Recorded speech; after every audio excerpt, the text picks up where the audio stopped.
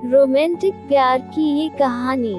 एक लड़का करीब 19 साल का था। उसका नाम सौरभ था। बहुत ही ज्यादा चंचल, थोड़ा होशियार, पढ़ने लिखने में माहिर लड़का था। वह अपनी पढ़ाई गांव से दूर रहकर एक शहर में पढ़ाई करता था। सौरभ के कॉलेज में गर्मियों की छुट्टी तथा होली की त्योहार के कारण उनके कॉलेज में छुट्टी होने वाले थे। वह कोलकाता शहर से अपना घर झारखंड के रांची जिला में आने वाला था। सौरभ का घर रांची जिला में ही स्थित था। कॉलेज छुट्टी होते ही सभी लड़के अपने अपने घर की तरफ ट्रेन पकड़कर निकल चले थे। फिर उन्हीं में से सौरभ भी अपने घर की तरफ जाने के लिए टिकट काउंटर पर अपना टिकट कटाने के लिए गया था। जैसे ही टिकट काउंटर पर गया था, वहां बहुत ज्यादा भीड़ लगी हुई थी। लेकिन दूसरी तरफ टिकट काउंटर के दूसरी लाइन में लेडीज मतलब कि महिला लोगों की लाइन लगी हुई थी। ट्रेन बहुत जल्द ही आने वाली थी, जिसका हमसे सौरभ को भी जल्दी में टिकट कटाने की जरूरत थी है। वह जब टिकट काउंटर पर गया तो देखा कि बहुत ज्यादा भीड़ होने के कारण वह बहुत पीछे लाइन में लग गया था। सौरभ को लग रहा था कि अब टिकट मिलना मुश्किल ही नहीं नामुमकिन है, क्योंकि ट्रेन आने में मात्र 10 मिनट ही बाकी थे और करीब 100 लोगों की लंबी लाइन लगी हुई थी टिकट काउंटर में। वह जल्दीबाजी में टिकट कटाने के लिए कोई तरकीब सोच ही रहा था कि उसे एक लड़की दिखाई दिया। वह लड़की भी ना टिकट लेने के लिए महिला वाली टिकट काउंटर वाली लाइन में लगी हुई थी। वह लड़की भी रांची जाने वाली थी और उनके पास पेन नहीं था टिकट फॉर्म भरने के लिए। ऐसे में सौरभ की ऊपरी पॉकेट में कलम देखकर वह लड़की कहती है कि कृपया मुझे थोड़ा सा कलम दीजिएगा, मुझे भी फॉर्म भरना है टिकट खरीदने के लिए।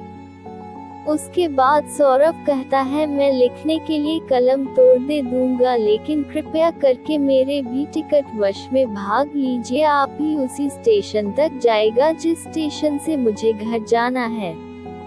तभी वह लड़की पूछती है कि आपको कौन सा स्टेशन पर जाना है। उसके बाद सौरभ कहता है कि मुझे झारखंड के रांची स्टेशन तक जाना है। फिर उसने वह लड़की भी कहती है, मुझे भी झारखंड के रांची डिस्ट्रिक्ट रखी जाना है। फिर उसके बाद सौरभ कहता है कि एक ही टिकट में मेरा भी नाम बाहर लीजिएगा, मुझे भी टिकट मेले में आसानी हो जाएगी और फिर हम लोग उसी टिकट से अपना सफर तय कर लेंगे।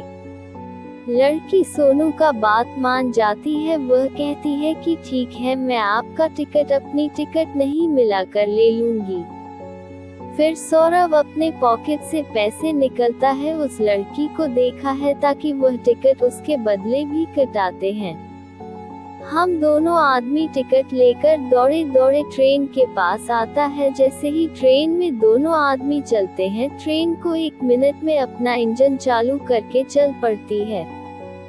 हम सांवरा और वह लड़की दोनों चैन की सांस लेते हैं और दोनों आमने सामने वाली सीट में बैठकर बातें करने लगते हैं। हावड़ा स्टेशन से रांची स्टेशन जाने के लिए करीब 8 से 9 घंटे लगते हैं और वह भी यह सफर रात का सफर होता है। वही वहां से ट्रेन है, रात में ही चलती है। ऐसे में दोनों को बातचीत करने के लिए मौका मिल जाता है। दोनों अपनी अपनी सीट पर बैठकर दोनों एक दूसरे से बातचीत करना शुरू कर देते हैं। गाड़ी चलते ही थोड़ी देर होने के बाद वह लड़की कहती है कि मुझे खाना खाना है, मुझे भूख लगी है। तभी सारा कहता है, जी ठीक है, आप खा लीजिए, मैं बाद में खा लूंगा, मुझे अभी भूख नहीं लगी है। इतना सुनते ही वह लड़की भी कहती है कि जब आप खाएगा तो ही मैं खाऊंगी।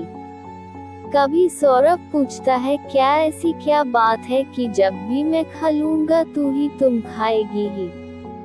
तभी वह लड़की कहती है कि हम दोनों साथ में जा रहे हैं, मैं अकेले खाऊंगी मुझे अच्छा नहीं लगेगा, इस कारण से मैं जब आप खाएगा तू ही नहीं खाऊंगी। दोनों में बातचीत शुरू हो जाती है और उस लड़की का नाम पूछता है। वह लड़की अपना नाम शोभा बताते हैं। तभी वह लड़की कहती है कि मुझे तो आपका नाम पहले से ही पता है। उसके बाद सौरभ कहता है कि आपको मेरा नाम कैसे पता चला है? तुम शोभा कहती है कि आपने अपना नाम और उम्र टिकट बनाते समय बताया था और वह टिकट अभी भी मेरे पास ही है, इसी कारण से मुझे आपका नाम पता है। अभी सौरभ कहते हैं कि मुझे तो ये पता भी नहीं है, आपको मेरा नाम भी पता होगा।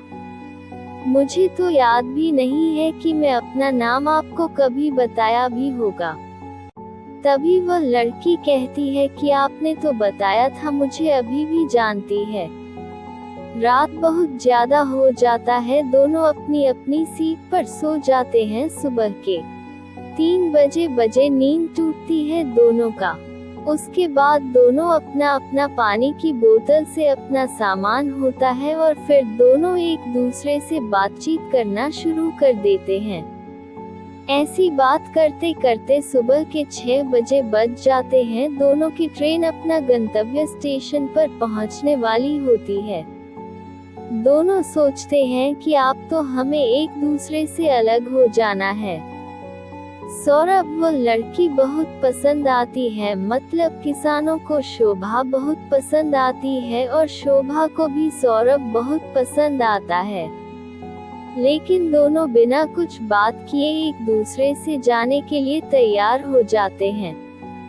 जैसे ही ट्रेन रुकने वाली होती है वैसे ही लड़की मतलब कि शोभा और सौरभ दोनों अपना अपना भगत का सामान उठाते हैं, अपने घर की तरफ चल देते हैं। जैसे ही सांवरा और शोभा दोनों अपना अपना घर पहुंचता है, उसके कुछ देर बाद सौरभ के मोबाइल पर एक कॉल आता है। सौरभ अपना मोबाइल से कॉल रिसीव करता है और कहता है कि आप कौन बोल रहे हैं? कभी उधर से आवाज आती है कि मैं शोभा बोल रही हूँ। ये सुनकर सौरभ का मन विचलित हो जाता है और वह खुशी के मारे इधर उधर घूमने लगते हैं। क्योंकि सौरभ को सुबह का नंबर तथा उसका कॉल देखकर उसे बहुत ज्यादा खुशी मिली है। दोस्तों, अगर आपको हमारी कहानी पसंद आ रही हो तो कृपया करके हमारी वीडियो को लाइक करें, चैनल को सब्सक्राइब करें और कमेंट में जरूर बताओ कि आपको किस तरह की कहानियाँ सुनना पसंद है। धन्यवाद दोस्तों।